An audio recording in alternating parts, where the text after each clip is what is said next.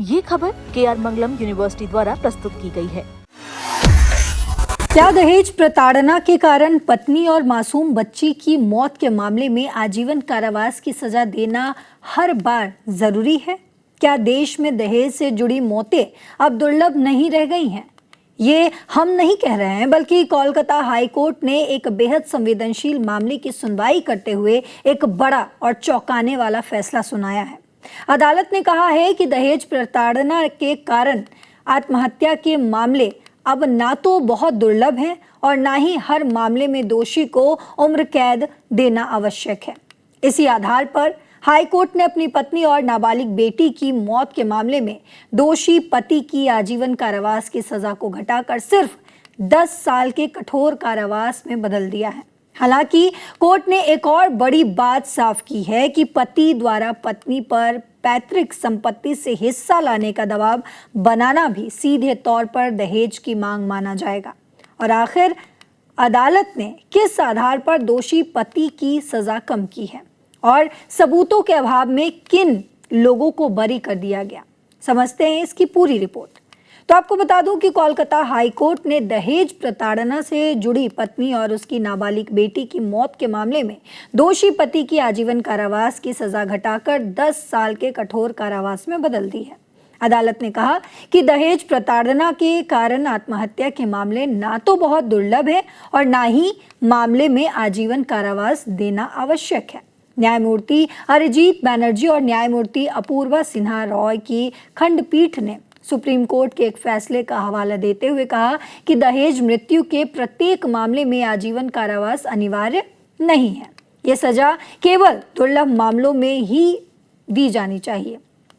और इसी आधार पर अदालत ने दोषी सजल पारुई की सजा आजीवन कारावास से घटाकर 10 साल के कठोर कारावास में बदल दी, जबकि जुर्माने की सजा बरकरार रखी। हाई कोर्ट ने सजल पारुई के माता पिता को साक्ष्य के अभाव में बरी कर दिया।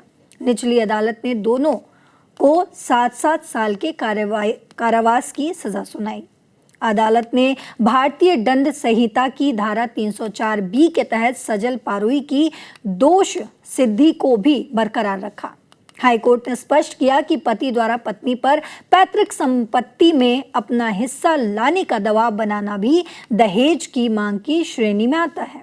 अदालत ने अभियोजन पक्ष की इस दलील को स्वीकार किया कि लगातार आर्थिक दबाव और प्रताड़ना के कारण चयनिका ने अपनी नाबालिग बेटी की हत्या करने के बाद आत्महत्या कर ली।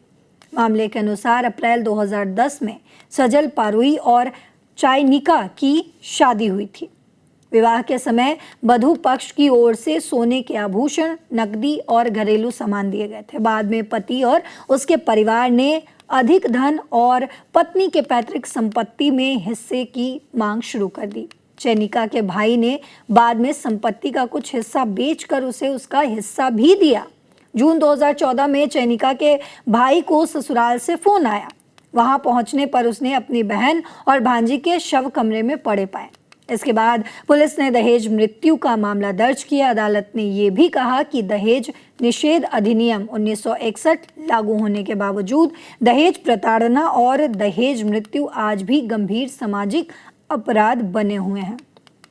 वहीं धारा 304B ऐसे मामलों में ये कानूनी धारणा स्थापित करती है कि अगर विवाह के 7 साल के भीतर किसी महिला की अस्वाभाविक मृत्यु होती है और उससे पहले उसे दहेज के लिए प्रताड़ित किया गया हो, तो पति या उसके रिश्तेदारों के खिलाफ दहेज मृत्यु का मामला बनता है।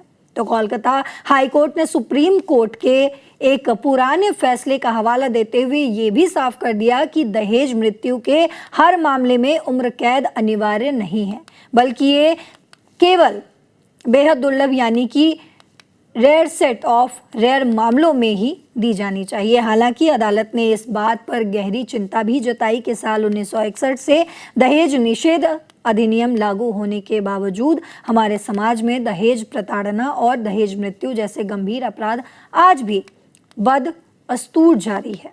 कानून की धारा 304B के तहत शादी के 7 साल के भीतर हुई अस्वाभाविक मौत को लेकर सख्त नियम तो हैं, लेकिन सामाजिक सोच में बदलाव आना अभी भी बाकी है। अदालत के इस फैसले पर और समाज में लगातार बढ़ रहे दहेज के मामलों पर आपकी जो भी राय हो कमेंट बॉक्स में जरूर बताते जाइएगा।